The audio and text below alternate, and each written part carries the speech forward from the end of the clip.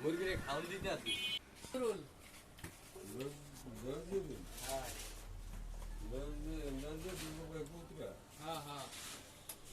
আমাকে কুত্তা